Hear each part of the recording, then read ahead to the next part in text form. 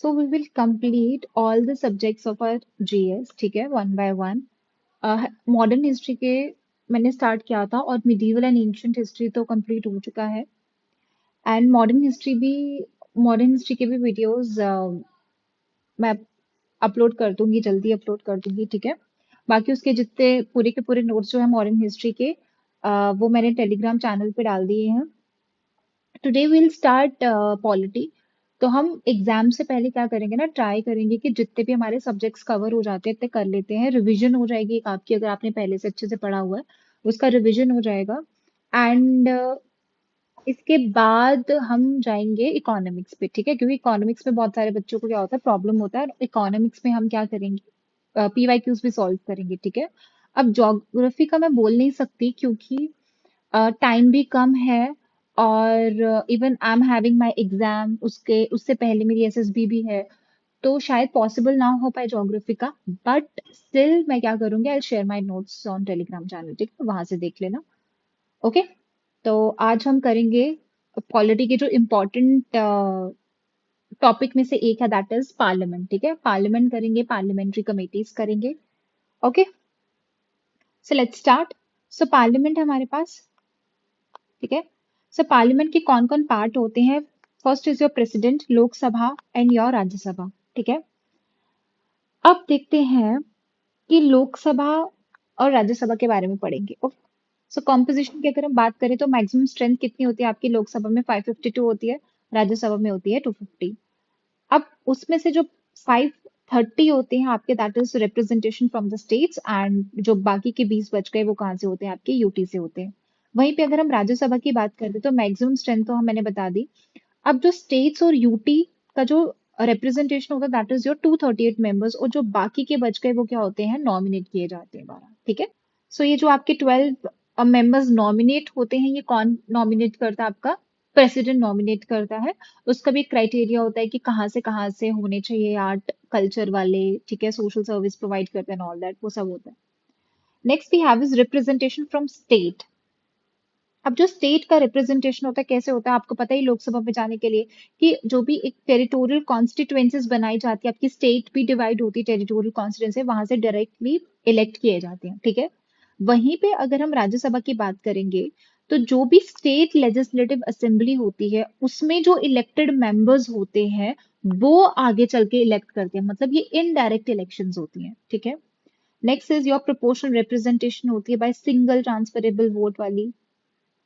And अच्छा ये याद रखिएगा आप, नोट है कि जो भी आपकी वोटिंग एज थी वो रिड्यूस हुई थी फ्रॉम 21 टू 18, कौन से अमेंडमेंट एक्ट से हुई थी? 61st अमेंडमेंट एक्ट से हुई थी। अब यूटी का अगर आप रिप्रेजेंटेशन देखो कैसे होता है, इसमें क्या किया गया था, आपके पार्लियामेंट को, मतलब जो आपका कॉन्स्टिट्यूशन है उसने पार्लियामेंट को एम्पावर किया था कि आपको जैसे ठीक लगे आप वैसे इसका मतलब कि प्रोसेस बता सकते हो। तो उसके लिए क्या किया गया था, एक यूटी डायरेक्ट इलेक्शन एक्ट भी आया था। एंड आपके जो मेंबर्स हैं वो डायरेक्ट इलेक्शन से भी क्या होते हैं, चूज किए जाते हैं फ्रॉम यूटी। एंड वहीं पे अगर हम देखेंगे राज्यसभा के लिए देखेंगे तो वो इनडायरेक्टली इलेक्ट होता है, मतलब एक पर्टिकुलर इलेक्टोरल कॉलेज होता है जो कि उसको इलेक्ट करता है, ठीक है। चलिए next we have is election to Lok Sabha. अब लोकसभा में भी तो इलेक्शंस होंगी, ठीक है। तो कैसे होती है, मैंने आपको बताया टेरिटोरियल कॉन्स्टिट्यूएंसीज होती हैं आपकी, एक स्टेट है उसको अलग अलग कॉन्स्टिट्यूएंसी में बांट दिया जाता है। अब हर एक स्टेट को अलॉट की जाती है नंबर ऑफ सीट्स, पर किसके बेसिस पे की जाती है? कि जो रेशो है आपका between the number and its population is same for all states, ठीक है। कि फॉर एग्जाम्पल अगर आपने सीट्स दे दिए हैं, जैसे 2 सीट्स दी हैं कोई भी स्टेट को, और स्टेट की जो पॉपुलेशन है मान लिया 10 है, मैं एग्जाम्पल दे रही हूँ, तो इसका रेशियो इज 1/5, ठीक है। वैसे ही अगर किसी का जो पॉपुलेशन है दैट इज योर 20, ओके, तो उसको सीट्स कितनी जाएगी? 4 सीट्स जाएंगी। क्यों? 4 1 4, 4 5 20, मतलब इनका रेशियो जो है वो सेम आना चाहिए, ठीक है। इसको 2 सीट्स क्यों दी? क्योंकि इसकी पॉपुलेशन कम थी। इसको सीट ज्यादा क्यों आई? क्योंकि इसका पॉपुलेशन ज्यादा था, ठीक है। So on the basis of the population. Next is, but ये चीज आपकी अप्लाई किस पे नहीं होती है? वो स्टेट जिसकी पॉपुलेशन लेस देन 6 मिलियन है, दैट इज योर 60 लाख। अब आपका क्या हुआ था, कि जो 84th अमेंडमेंट एक्ट था 2001 का, उसमें रीएडजस्टमेंट हुआ था कौन से सेंसस के अकॉर्डिंगली, 1991 के सेंसस। फिर उसके बाद 87th अमेंडमेंट एक्ट आया, उसने किस बेसिस पे किया रीएडजस्टमेंट, 2001 सेंसस पे। फाइन। चलिए ड्यूरेशन की बात करते हैं। लोकसभा का पता ही है आपको 5 साल का होता है, पर प्रेसिडेंट क्या कर सकता है, 5 साल से पहले भी उसको डिसॉल्व कर सकता है, और ये चीज आप कोर्ट ऑफ लॉ में चैलेंज नहीं कर सकते, which is very very important. ठीक है। Next is Rajya Sabha. Rajya Sabha you know that it's a continuing chamber, और इसमें क्या होता है कि जो आपके 1/3 मेंबर्स होते हैं वो हर दूसरे साल में क्या होते हैं, रिटायर्ड होते हैं। नेक्स्ट इज आपका एक रिप्रेजेंटेशन ऑफ पीपल एक्ट 1951 है, उसमें बताया कि जो राज्यसभा का टर्म ऑफ ऑफिस है वो 6 साल होना चाहिए। अब क्या होता है, आपको कहाँ पे कंफ्यूज करता है, वो कभी कभी वो पूछ लेता है कि according to constitution, according to constitution. जब भी अकॉर्डिंग टू कॉन्स्टिट्यूशन आ जाता है ना, तो आपको उस स्टेटमेंट को अच्छे से पढ़ना है। ठीक है।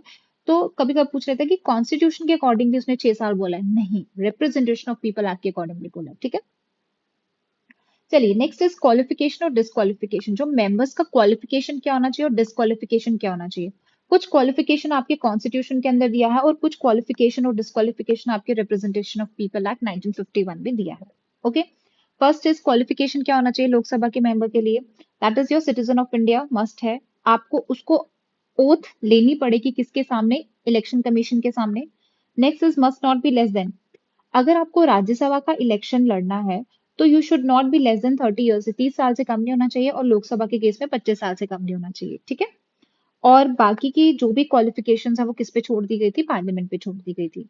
नेक्स्ट इज कॉन्स्टिट्यूशन, मतलब कि डिस्क्वालिफिकेशन की अगर हम बात करें, तो अगर वो कोई भी ऑफिस ऑफ प्रॉफिट, मतलब यूनियन या फिर स्टेट गवर्नमेंट के अंदर कोई भी ऐसा ऑफिस चला रहा है जिससे उसको प्रॉफिट मिल रहा है, hold any office of profit, तो अगर वो अनसाउंड माइंड का है, इंसॉल्वेंट, अनडिस्चार्ज इंसॉल्वेंट है, सिटीजन ऑफ इंडिया नहीं है, या फिर उसको क्या किया गया है, कोई ऐसा लॉ जो पार्लियामेंट ने बनाया और उसके अंडर अगर उसको डिस्क्वालीफाई किया। ठीक है। Next, we have is Representation of People Act 1951. So he must be registered as an elector for a parliamentary constituency. This is important, हाँ। ये भी पूछता है कि अगर मतलब उसको क्या करना पड़ेगा, एज एन इलेक्टर अपने आप को रजिस्टर कराना पड़ेगा पार्लियामेंट्री कॉन्स्टिट्युएंसी में। नेक्स्ट इज जो मेंबर होते हैं, मतलब अगर आप SC ST के मेंबर्स हो तो आपको क्या करना पड़ेगा, मतलब अगर आप रिजर्व सीट के लिए कंटेस्ट कर रहे हो तो you should be from SC ST category से। Next is representation of people act 1951। Disqualification क्या ऐसा होता है कि अगर must not have been guilty of certain election offences कर, मतलब कि अगर आप कोई भी इलेक्शन ऑफेंसेस है या कोई भी करप्ट प्रैक्टिस है उसमें आप पकड़े नहीं जाते, must not have been convicted for any offence, इसमें आ जाएगा आपका फॉर एनी ऑफेंस आ जाएगा, फॉर एनी ऑफेंस जिसमें आपका जो इम्प्रिजनमेंट है वो 2 साल से 2 साल या दो साल से ज्यादा का नहीं होना चाहिए। ठीक है। Next is no disqualification under preventive detention. अच्छा, अगर आपको प्रिवेंटिव डिटेंशन के अंदर लिया जाता है, ठीक है, प्रिवेंटिव डिटेंशन पता है ना क्या होता है, कि आप वो पकड़ा, मतलब कि आपको कस्टडी में ले लिया जाता है, कि अगर आप पे शक है कि आप ये वाला क्राइम कर सकते हो तो उसको प्रिवेंट करने के लिए there is a preventive detention. तो अगर आपको उसके अंडर डिस्क्वालीफाई किया जाता है, सो उसके अंडर आपका डिस्क्वालिफिकेशन नहीं होगा। एंड प्रेसिडेंट का डिसीजन इसमें क्या रहता है, फाइनल रहता है, that is very very important आपका। ठीक है। ये वाला वेरी वेरी इंपॉर्टेंट है। ठीक है। और ये जो डिस्क्वालिफिकेशन रहता है ना, वो आपका परमानेंट नहीं रहता, कुछ ईयर रहता है, आई थिंक 5 साल का रहता है, I am not sure about that, but it's not your permanent नहीं रहता। ठीक है। अब हमारा जो नेक्स्ट आता है that is your anti defection law. तो आपको पता होना चाहिए कि किसमें किसका डिसीजन फाइनल होता है। जैसे रिप्रेजेंटेशन ऑफ पीपल एक्ट का था तो इसमें जो प्रेसिडेंट का decision was final, but anti defection law में क्या होता है आपका, लोकसभा का जो स्पीकर है, मतलब जो आपका उसका, एंड चेयरमैन ऑफ राज्यसभा जो कि प्रिजाइडिंग ऑफिसर होते हैं, डिसीजन वुड बी फाइनल। देखो जैसे कि एंटी डिफेक्शन लॉ है, disqualification, voluntary gives up the membership of the political on whose ticket he is elected to the house. अब एंटी डिफेक्शन लॉ किस पे लगता है, कि अगर आप एक तो क्या करते हो कि जिस टिकट पे आपने टिकट लेके आपने इलेक्शन जीता था, तो अगर आप वॉलंटरली गिव अप कर देते हो उसका मेंबरशिप, तब आप डिस्क्वालीफाई होगे। ये बहुत ज्यादा इंपॉर्टेंट फैक्ट्स है, इसको आपको याद करना है। अगर वो क्या कर देता है, अपनी ही पार्टी के खिलाफ, अपनी पॉलिटिकल पार्टी के खिलाफ वोट डाल देता है या फिर जो उसकी पॉलिटिकल पार्टी बोल रही है उससे एब्सटेन कर देता है वोट करने में, तो भी हो जाएगा। नेक्स्ट इज, अगर तो वो इंडिपेंडेंट मेंबर था और जाके पॉलिटिकल पार्टी ज्वाइन कर लेता है कोई, मतलब अगर वो जब वो इलेक्ट हुआ था तब वो इंडिपेंडेंटली इलेक्टेड मेंबर था, बट बाद में उसने पॉलिटिकल पार्टी ज्वाइन कर ली, तो भी वो डिस्क्वालीफाई हो जाएगा। देखो कंफ्यूज मत होना इंडिपेंडेंट और नॉमिनेटेड मेंबर में। जो नॉमिनेटेड मेंबर है ना वो विद इन 6 मंथ्स ज्वाइन कर सकता है, but after the expiry of 6 month वो ज्वाइन नहीं कर सकता, ठीक है। अगर कोई भी नॉमिनेटेड मेंबर है पॉलिटिकल पार्टी ज्वाइन करता है after the expiry of the 6 months, ठीक है, अगर वो 6 महीने के बाद कर लेता है तो वो डिस्क्वालीफाई हो जाएगा। फाइन। नेक्स्ट इज, कब कब वेकेट हो जाती हैं आपकी seats. First is your double membership. आप कभी भी दो हाउसेस के मेंबर नहीं हो सकते कि आप लोकसभा के भी मेंबर हो राज्यसभा के भी, पहली बात तो ये नहीं हो सकता एट द सेम टाइम। अब रिप्रेजेंटेशन ऑफ पीपल एक्ट क्या बोलता है इसमें, वो बोलता है कि अगर आप दोनों हाउस में इलेक्ट हो जाते हो, लाइक लोकसभा में भी राज्यसभा में भी, तो आपको क्या करना पड़ेगा, 10 दिन के अंदर अंदर इंटीमेट करना पड़ेगा कि आप कौन से हाउस में जाना चाहते हो, ठीक है। अदरवाइज अगर आप नहीं बताते तो आपकी राज्यसभा की जो सीट है वो वेकेंट हो जाएगी, ठीक है। नेक्स्ट इज, अगर आप सिटिंग मेंबर हो एक हाउस के, ठीक है, कोई एक हाउस में आप सिटिंग मेंबर हो बट आप दूसरे हाउस में इलेक्ट हो गए हो, तो जो सीट होगी आपके पहले हाउस की वो वेकेंट हो जाएगी। Next is, if a person elected to 2 seats in a house, अगर आप एक हाउस में 2 सीट्स के लिए इलेक्ट हो जाते हो, अगर तुम एक ही हाउस में 2 सीट्स के लिए इलेक्ट हो जाते हो तो उसको एक ऑप्शन के लिए बताना पड़ेगा, अदरवाइज उसकी दोनों की दोनों जो सीट्स होंगी वो वेकेंट हो जाएगी। सेम हाउस की बात कर रही हूँ, ठीक है। वैसे ही सिमिलरली अगर एक पर्सन है और वो पार्लियामेंट, मतलब कि इलेक्ट हुआ पार्लियामेंट में, बट वो स्टेट लेजिस्लेचर का भी मेंबर है, तो उसको रिजाइन करना पड़ेगा विद इन 14 डेज में फ्रॉम स्टेट लेजिस्लेचर से उसको करना पड़ेगा। अदरवाइज जो पार्लियामेंट की सीट होगी वो चली जाएगी उसके हाथ से, ठीक है, वो वेकेंट हो जाएगी। सो इफ डिस्क्वालिफाइड, नोट क्या है, इफ डिस्क्वालिफाइड जो कैंडिडेट है वो इलेक्ट हो जाता है, तो आरपीए जो 1951 है वो ऑथराइज करता है हाई कोर्ट को कि उसके इलेक्शन को वॉइड कर दिया जाए, ठीक है। अब ओथ, इसकी इनकी ओथ कौन लेता है आपके लोकसभा के मेंबर्स की, बाय प्रेसिडेंट ली जाती है। अब एक और बात याद रखना, अगर ये ओथ नहीं लेना तो वो वोट भी नहीं कर सकते, प्रोसीडिंग्स में पार्टिसिपेट नहीं कर सकते हैं, और उनको पार्लियामेंट्री प्रिविलेजेस भी नहीं दी जाएगी जब तक वो ओथ नहीं लेते, ठीक है। अब कौन कौन से प्रिजाइडिंग ऑफिसर्स होते हैं in your Lok Sabha and your Rajya Sabha. First is your speaker of Lok Sabha, ठीक है, लोकसभा में आपका स्पीकर होता है, राज्यसभा में आपका चेयरमैन होता है। एंड चेयरमैन कौन होता है आपका, एक्स ऑफिशियो चेयरमैन होता है आपका वाइस प्रेसिडेंट, ठीक है। स्पीकर क्या है आपका, डेट ऑफ इलेक्शन फिक्स कौन करता है आपका स्पीकर का, that is your president fix कर देगा। बाकी ये तो आपका जो भी वाइस प्रेसिडेंट होगा वो ऑटोमेटिकली आपका चेयरमैन बन जाएगा इसका। Next is, can be remove by resolution pass. अगर आपको लोकसभा के स्पीकर को हटाना होगा तो उसके लिए आपको एक रेजोल्यूशन पास करना पड़ेगा और वो भी स्पेशल मेजोरिटी के साथ होगा, ठीक है। और उसको भी आपको 14 दिन का नोटिस देना पड़ेगा। देखो हमारे पास ना बहुत सारी मेजोरिटीज होती है, simple majority, special majority and effective majority. देखो जो स्पेशल मेजोरिटी होती है ना उसमें आपका क्या होता है, 2/3 आपकी मेजोरिटी देते हैं प्रेजेंट एंड वोटिंग, मतलब जितने भी लोग प्रेजेंट होंगे उसके 2/3 आप लोगे। बट इफेक्टिव में क्या होता है, टोटल मेंबरशिप देखी जाती है, चाहे वो प्रेजेंट है चाहे वो एब्सेंट है, उसका टोटल मेंबरशिप देखा जाता है, ठीक है। Speaker don't resign after the dissolution of Lok Sabha. तो आपका जो स्पीकर है वो कभी भी, अगर आपका लोकसभा डिसॉल्व हो गया ना, स्पीकर रिजाइन नहीं करता, ठीक है। नेक्स्ट इज, अच्छा, आपका जो चेयरमैन है वो तभी रिमूव हो सकता है जब वो रिमूव हो जाएगा from the post of vice president, और ये हाउस का मेंबर नहीं होता, which is also very important fact, ठीक है।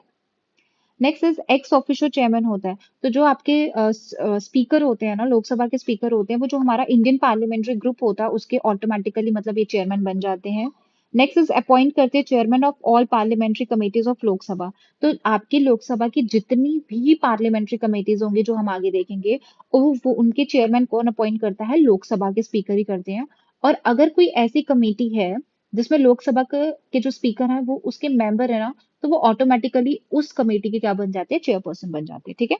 और वो खुद भी किन कौन कौन सी कमेटीज के चेयरपर्सन होते हैं, business advisory committee, this is important है, ये इंपॉर्टेंट रहता है, आपको पता होना चाहिए कि लोकसभा के जो स्पीकर है किस किस के चेयरपर्सन होते हैं, business advisory committee, rules committee और general purpose committee. Fine. Next is, अगर इनको रिमूव करना होगा तो क्या करना पड़ेगा, मोशन ऑफ रिमूवल, बट इनका जो रिमूवल का मोशन है वो तभी आपका कंसीडर्ड होगा या डिस्कस होगा अगर उसको सपोर्ट मिलेगा 50 मेंबर, एटलीस्ट 50 मेंबर्स, ठीक है। और इनकी जो पोजीशन है पूरे टॉप से अगर देखो तो 7th पोजीशन पे आती है। फाइन। और क्या है आपका, डिप्यूटी चेयरमैन। तो डिप्यूटी चेयरमैन कौन अपॉइंट करता है, राज्यसभा के जो भी मेंबर्स होते हैं उनमें से ही आपस में ही क्या होता है, डिप्यूटी चेयरमैन को करते हैं। अब आता है आपके पास पैनल ऑफ वाइस चेयरपर्सन। तो इससे पहले हम ये देख लेते हैं, आपके डिप्यूटी स्पीकर देख लेते हैं। तो जो डिप्यूटी स्पीकर होते हैं ये इलेक्ट किए जाते हैं जब आपकी लोकसभा का जो स्पीकर है, जब उनकी इलेक्शन हो जाती है उसके बाद आपके डिप्यूटी स्पीकर को किया जाता है। और इनकी जो डेट होती है वो कौन डिसाइड करता है, लोकसभा के जो स्पीकर होते हैं। अब जब भी इनको अपॉइंट किया जाता है कोई भी पार्लियामेंट्री कमेटी के जो मेंबर, अगर डिप्यूटी आपके लोकसभा डिप्यूटी स्पीकर अगर कोई भी पार्लियामेंट्री कमेटी के मेंबर हैं तो वो ऑटोमेटिकली उसके चेयरमैन बन जाते हैं, जैसे कि स्पीकर बन जाते हैं, ठीक है। और do not make any separate. अच्छा, तो एक और बात याद रखना कि जो लोकसभा का स्पीकर है या फिर ये आपके डिप्यूटी स्पीकर है, इनको अलग से ओथ नहीं लेनी पड़ती, क्योंकि जब ये मेंबर बन रहे थे ना लोकसभा के, तो तभी उन्होंने पहले ही ओथ ले ली होती है, तो इसलिए उनको फिर से ओथ लेने की जरूरत नहीं होती है, ठीक है। अब एक पैनल होता है चेयरपर्सन का, इनका क्या काम होता है, स्पीकर जो होता है ना आपकी लोकसभा का, वो क्या करता है, आपस में ही क्या करते हैं, जो मेंबर्स होते हैं, आपस के ही जो मेंबर्स हैं उनमें से अपॉइंट करते हैं, मतलब, ठीक है। बट नॉट मोर देन 10, 10 से ज्यादा नहीं आप कर सकते। Next is can not preside when seat of speaker. देखो, पैनल ऑफ चेयरपर्सन का क्या काम होता है कि अगर आपके देखो अगर लोकसभा का जो स्पीकर है वो एब्सेंट है या बीमार है या कुछ भी है, तो कौन बैठेगा, डिप्यूटी स्पीकर बैठेंगे आपके, ठीक है। अगर डिप्यूटी स्पीकर भी एब्सेंट है तो क्या हो जाएगा, आपके जो पैनल ऑफ चेयरपर्सन है उनमें से एक बंदा बैठेगा वहां पे, ठीक है।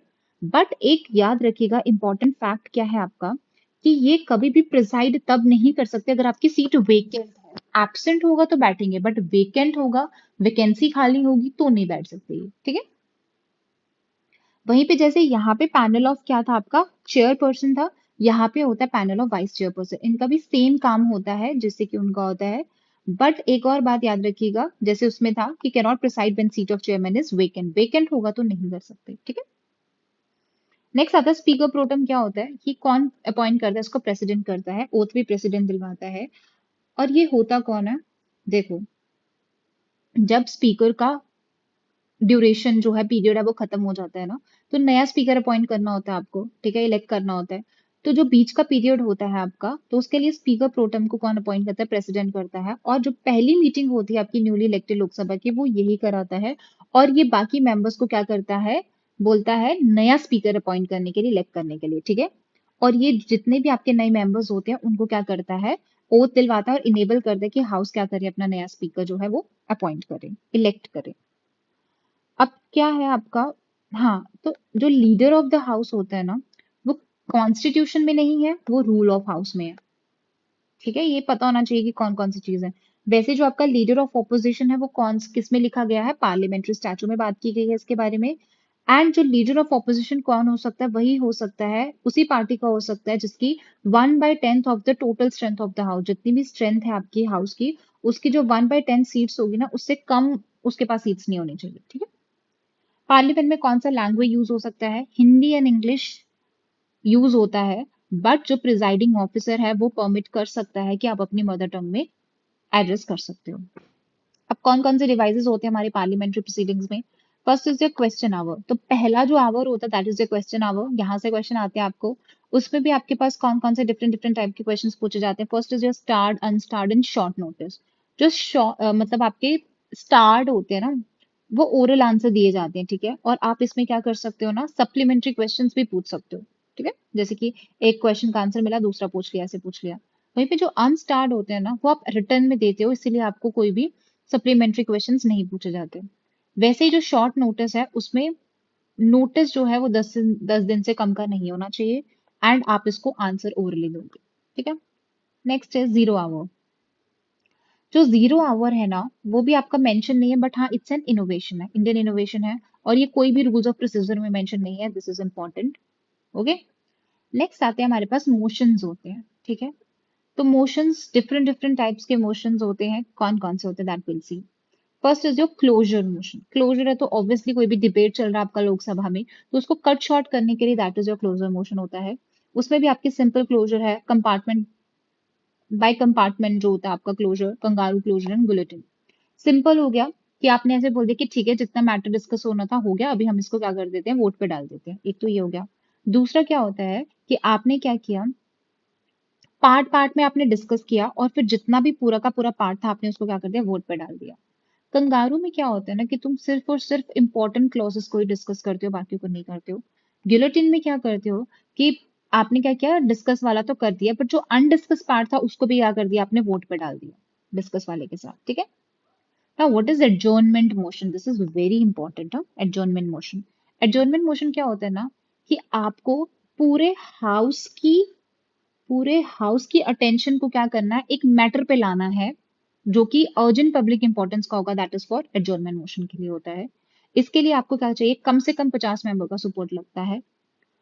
इंटरप्ट कर देता है, देखो दिस इज इंपॉर्टेंट, ये जो नॉर्मल आपका बिजनेस चल रहा है आपके हाउस को, उसको इंटरप्ट करता है। और इसका जो डिस्कशन है वो 2.5 घंटे से कम का नहीं होना चाहिए। रिस्ट्रिक्शन क्या होता है, पहली बात है कि अगर आप कोई भी एडजर्नमेंट मोशन करते हैं तो उसमें सिर्फ एक ही मैटर होना चाहिए, एक से ज्यादा मैटर को आप डिस्कस नहीं करोगे। दूसरा है कि जो भी आपने मैटर बोला ना वो स्पेसिफिक मैटर पे आप रिस्ट्रिक्ट रहोगे, ठीक है, जो भी अभी अभी हुआ, रिसेंट अकरेंस में हुआ होगा।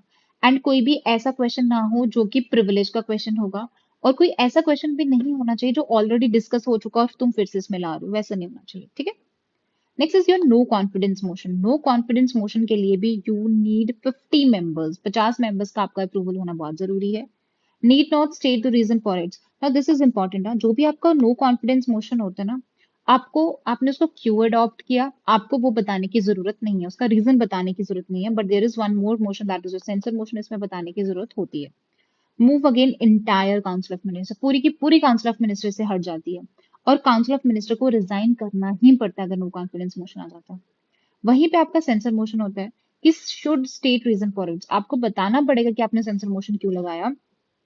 And can be move against, अब सेंसर मोशन क्या होता है आपके, इसको आप क्या कर सकते हो ना, आप एक मिनिस्टर के, कोई इंडिविजुअल मिनिस्टर उसके अगेंस्ट भी लगा सकते हो और पूरे की पूरी काउंसिल ऑफ मिनिस्टर के अगेंस्ट भी कर सकते हो। और इसमें क्या होता है कि जो काउंसिल ऑफ मिनिस्टर है उसको रिजाइन करने की जरूरत नहीं होती, ठीक है। नेक्स्ट नोट क्या है अपने पास, अब एक और चीज याद रखना, आपके रेजोल्यूशंस होते हैं और क्या होते हैं, मोशंस होते हैं। अब रेजोल्यूशंस और मोशन डिफरेंट होते हैं। जितने भी आपके रेजोल्यूशंस होंगे ना वो सारे के सारे आपके सब्सटेंसिव मोशन होते हैं। दैट इज टू से every resolution is a particular type of, मतलब जितने भी आपके रेजोल्यूशन एक पर्टिकुलर टाइप ऑफ मोशन होगा। बट आपका जो मोशन होता है ना, सारे के सारे मोशंस आपके रेजोल्यूशंस नहीं होते, ठीक है। अब देखते हैं हमारे पास फाइनेंशियल बिल्स आते हैं, देखिए क्या है इसमें। फाइनेंशियल बिल्स होते हैं हमारे पास 3 टाइप के। एक तो हो गया आपका मनी बिल हो गया, फाइनेंशियल बिल हो गया और फाइनेंशियल बिल 2 हो गया। तो फाइनेंशियल बिल में सबसे पहले हमारा कौन सा है, that is your money bill, ठीक है। Money bills comes under article 110। Financial bill 1 होता है, फाइनेंशियल बिल 2 होता है। सो इनका भी आप आर्टिकल देख सकते हो, 117(1) एंड 117(3), ठीक है। अब जो मनी बिल का क्या क्या चीजें हैं कि आप इसको सिर्फ और सिर्फ कहाँ पे इंट्रोड्यूस कर सकते हो, लोकसभा में कर सकते हो। और इसको आप प्रेसिडेंट के रिकमेंडेशन पे ही इंट्रोड्यूस कर सकते हो। इसीलिए आपका जो मनी बिल होता है उसको असेंट देना ही पड़ता है आपके प्रेसिडेंट को, वो रिजेक्ट नहीं कर सकते। नेक्स्ट इज, इसमें क्या क्या चीजें कवर होती है, आपका consolidated fund of Indian, contingency fund of India. Next we have is financial bill 1, article ये है, contain matter mention in 110 but also other matters of general legislation. देखो इसमें ना जरूरी नहीं है कि कुछ कुछ जो आपके मैटर्स हैं जो 110 में बोलते हैं और इसमें भी आते हैं आपके, बट इसमें क्या होता है ना, जो जनरल लेजिस्लेशन के मैटर्स होते हैं ना वो भी आते हैं, ठीक है। So your money bill also come under your financial bill, but सारे के सारे जो फाइनेंशियल बिल हैं वो आपके मनी बिल नहीं होते। नेक्स्ट इज इंट्रोडक्शन, जैसे आपका मनी बिल का इंट्रोडक्शन होता है ना वैसे ही ये इसको आप इंट्रोड्यूस करते हो। बट जो इसका पैसेज होता है, मतलब जब आप इसको पास करोगे वो एज अ मतलब कि ऑर्डिनरी बिल की तरह ही होगा। इसका मतलब जो फाइनेंशियल बिल 1 है वो भी आपका सिर्फ और सिर्फ लोकसभा में ही इंट्रोड्यूस हो सकता है, ठीक है। Next we have is financial bill. एक और चीज बता दो, यहाँ पे लिखा नहीं हुआ मैंने मनी बिल के बारे में। मनी बिल में क्या होता है ना कि आपका राज्यसभा जो है वो अमेंडमेंट सजेस्ट कर सकता है, बट वो अमेंडमेंट कर नहीं सकता उसमें, ठीक है, और उसको 14 दिन के अंदर अंदर उसको वापस भेजना ही पड़ेगा। अगर वो विद इन 14 डेज वापस नहीं भेजता है तो वो क्या कर देगा, लोकसभा पास कर देगा उस बिल को, ठीक है। Next is financial bill. क्या होता है आपका टू जो है, इसमें कोई भी मैटर नहीं आएगा जो 110 के अंदर आता है, और ये पूरा का पूरा आपका क्या हो जाएगा, ऑर्डिनरी बिल की तरह ही होता है। बट इसमें एक स्पेशल फीचर क्या होता है, जैसे इसमें क्या होता है ना, आपके इंट्रोड्यूस करने के लिए आपका प्रेसिडेंट का ऐसे प्रेसिडेंट का रिकमेंडेशन लगता है इसमें। इसमें आपका क्या होगा ना, प्रेसिडेंट का जो रिकमेंडेशन है वो कंसिडरेशन स्टेट पे लगेगा। जब आपको बिल को कंसीडर करने पे आ गए हो ना, तब उस पे लगेगा, बट इंट्रोडक्शन पे नहीं लगेगा। दिस इज इंपॉर्टेंट फैक्ट, ठीक है। चले आगे। अच्छा हाँ, जॉइंट सिटिंग की अगर आप बात करोगे तो जॉइंट सिटिंग जो होती है, एक तो मनी बिल में आपकी जॉइंट सिटिंग नहीं होती, कॉन्स्टिट्यूशनल अमेंडमेंट बिल्स में आपकी जॉइंट सिटिंग नहीं होती, इसमें होती है आपकी, ठीक है, इंपॉर्टेंट है, याद रखिएगा। और जो जॉइंट सिटिंग होती है वो कौन गवर्न करता है आपका, लोकसभा के प्रोसीजर से आपकी ज्वाइंट सिटिंग होती है, राज्यसभा की उससे नहीं होती। और आपके ज्वाइंट सिटिंग में जो प्रिजाइडिंग ऑफिसर होगा वो भी लोकसभा का स्पीकर ही होगा। लोकसभा का अगर स्पीकर नहीं है तो डिप्यूटी स्पीकर होगा। अगर डिप्यूटी स्पीकर भी नहीं है तो आपके राज्यसभा का वाइस चेयरमैन हो सकता है, बट चेयरमैन नहीं बैठेगा, ठीक है। Next we have is charge expenditure. क्या होता है आपका, चार्ज एक्सपेंडिचर है कि जो अभी कंसोलिडेटेड फंड ऑफ इंडिया से चार्ज किया जाता है, जैसे कि मतलब जिसपे वोट नहीं डाल सकते आप, ठीक है, नॉन वोटेबल पार्ट होता है। दैट इज जो जितने भी प्रेसिडेंट के अलाउंसेस एमोल्यूमेंट्स है, जो भी सैलरीज है चेयरपर्सन चेयरमैन आपकी यूपीएससी के, डिप्यूटी चेयरमैन है आपके Rajya Sabha speaker, then salary allowances आपके कैग है, सुप्रीम कोर्ट है, सो यूपीएससी का है। देखो यहाँ पे हाई कोर्ट नहीं है, याद रखिएगा। हाई कोर्ट की सिर्फ जो पेंशन है वो यहाँ से आती है, बट उनकी सैलरी नहीं आती है, ओके, इंपॉर्टेंट है ये। जो भी आपका एडमिनिस्ट्रेटिव एक्सपेंस है इसी का, ये आप देख लेना किस किस का, ठीक है। जो भी डेप्थ चार्जेस है गवर्नमेंट ऑफ इंडिया, जो जो लाइबिलिटी है उसके ऊपर वो उस पे से चार्ज होता है, ये सब आप देख लेना। अब ये इंपॉर्टेंट होता है, आपको ये ना पूछ लेता है, इसका ऑर्डर पूछ लेता है कि जब भी एक बिल इनैक्ट होता है तो उसमें क्या क्या होता है। बजट जो भी आपका प्रेजेंट करते हो आप बजट को, ठीक है, जनरल डिस्कशन होता है उस पे, फिर स्क्रूटनी होती है, डिपार्टमेंटल वोटिंग की जाती है ऑन डिमांड फॉर ग्रांट्स, पास होता है अप्रोप्रिएशन बिल, देन उसके बाद क्या होता है, फाइनेंस बिल। आप तब तक कंसोलिडेटेड फंड ऑफ इंडिया से पैसा नहीं निकाल सकते जब तक आप अप्रोप्रिएशन बिल को पास नहीं करोगे, ठीक है। नेक्स्ट है स्टेटमेंट मैंडेटेड फ्रॉम। अच्छा, एफआरबीएम एक्ट के अंदर कौन कौन से स्टेटमेंट है जो मैंडेट की गई है। पहले कि आपको मैक्रो इकोनॉमिक फ्रेमवर्क स्टेटमेंट देनी पड़ेगी, फिस्कल पॉलिसी स्ट्रैटेजी और medium term fiscal policy statement देना पड़ेगा, fine. Now what is voting on demand from grants. क्या होता है ना कि आपने क्या किया है,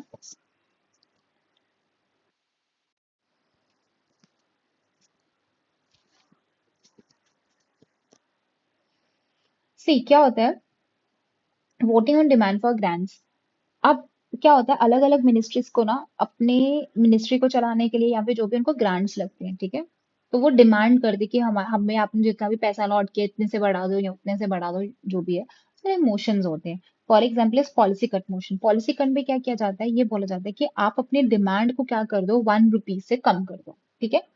इकोनॉमी कट मोशन में क्या किया जाता है कि आप क्या कर दो, एक स्पेसिफाइड अमाउंट से क्या कर दो, अपनी डिमांड को रिड्यूस कर दो। इकोनॉमी में क्या है, स्पेसिफाइड। टोकन में क्या होता है, बाय 100 रुपीज आप क्या कर दो, अपनी डिमांड को रिड्यूस कर दो। Now what is vote an account. जब आपका जनरल डिस्कशन हो जाता है ना बजट पे, तो ये मतलब आपका क्या किया जाता है ना, 2 महीने के लिए दिया जाता है। फॉर एग्जाम्पल आपका बिल को पास होने में, मतलब उसको पूरा अलॉट करने के लिए आपको पैसे, तो वो टाइम लगता है। एडमिनिस्ट्रेटिव पर्पसेस के लिए आपको कुछ ना कुछ तो एक्सपेंडिचर लगेगा ना, तो उन 2 महीने के लिए जो भी आपके बजट का 1/6 पार्ट होता है वो अलॉट किया जाता है, that is your vote on account, ठीक है। अब क्या होता है, एक और चीज याद रखिएगा कि आपका जो अप्रोप्रिएशन बिल है उसमें आप कोई भी अमेंडमेंट नहीं कर सकते। दूसरा, फाइनेंस बिल में आपका अमेंडमेंट हो सकता है, और उसको आपको 75 डेज के अंदर अंदर पास करना पड़ेगा as per provisional taxes act के अंदर, ठीक है। चलिए next is your parliamentary committees है। कौन कौन से टाइप की पार्लियामेंट्री कमेटीज होती हैं, your standing committees and ad hoc committees है। अब स्टैंडिंग कमेटीज में भी हम देखते हैं दैट इज अ परमानेंट होती है और टेम्पररी होती है, ठीक है। तो permanent that will C, temporary में आप देखोगे रेलवे कन्वेंशन कमेटी है, कमेटी ऑन ड्राफ्ट 5 ईयर। जो टेम्पररी होती है ना, ये स्पेशल पर्पस के लिए बनती है, कि जैसे कोई भी स्पेशल पर्पस आ गया उसके लिए बनाई, तब तक रही, उसके बाद वो उसको डिसॉल्व कर देते हैं, ठीक है। बट स्टैंडिंग कमिटीज होती है जो परमानेंट होती हैं। अब देखते हैं उसमें भी कौन कौन सी है। फाइनेंशियल कमिटीज है। फाइनेंशियल कमिटी, इसमें आपको क्या पूछता है, उसकी कंपोजिशन पूछ लेता है, कभी कभी उसका फंक्शन भी पूछ लेता है, ठीक है। For example your public account committee है, this is very important committee है। कितने टोटल मेंबर्स होते हैं, 22 मेंबर्स होते हैं, 15 लोकसभा से होंगे और 7 राज्यसभा से होंगे। That's amounted. जो भी आपका मिनिस्टर है वो एलिजिबल नहीं होगा इसके लिए। टर्म होता है 1 साल, सिर्फ 1 साल। कैग जो होता है वो, कैग क्या होता है, controller and auditor general of India, जो है आपका, वो एज अ गाइड और एज अ फिलोसोफर एक्ट करता है। Then we have is estimate committee होती है। एस्टिमेट कमेटी में आपके 30 मेंबर होते हैं, this is very important because उसमें राज्यसभा का कोई मेंबर नहीं होता, एक्सक्लूसिवली लोकसभा के मेंबर्स होते हैं, मिनिस्टर एलिजिबल नहीं होता, टर्म 1 ईयर है। कमेटी ऑन पब्लिक अंडरटेकिंग है, इतने मेंबर्स हैं, मिनिस्टर नॉट अलाउड, एग्जामिन करता है जो भी आपकी पब्लिक अंडरटेकिंग के अकाउंट्स वगैरह हैं वो देखता है। फिर आते हैं डिपार्टमेंटली रिलेटेड स्टैंडिंग कमेटीज, उसमें भी आपके 31 मेंबर्स होते हैं, मिनिस्टर अलाउड नहीं होता है। नंबर ऑफ, अच्छा ये एक 2004 में क्या किया था, पहले 17 होती थी, फिर 24 आपकी डिपार्टमेंट जो थी स्टैंडिंग कमेटीज आ गई। Next is committee to inquire, inquire करने के लिए कौन सी थी, पिटिशन प्रिविलेज एथिक कमेटी, आप देख लेना ये कितने कितने मेंबर्स हैं। वैसे ही आपकी स्क्रूटनाइज करने वाली है, ये भी आप सारे के सारे देख लेना, इनके मेंबर्स देख लेना। Next committee related day to day business में, आपकी business advisory committee very important, इसके जो एक्स ऑफिशियल चेयरपर्सन होते हैं वो आपके स्पीकर होते हैं। 15 लोकसभा, 11 राज्यसभा। प्राइवेट मेंबर्स हैं, ये भी देख लिए। रूल्स कमेटी है, चेयरपर्सन। रूल्स कमेटी क्या होती है, राज्यसभा की अपनी होती है और लोकसभा की अपनी होती है, ठीक है।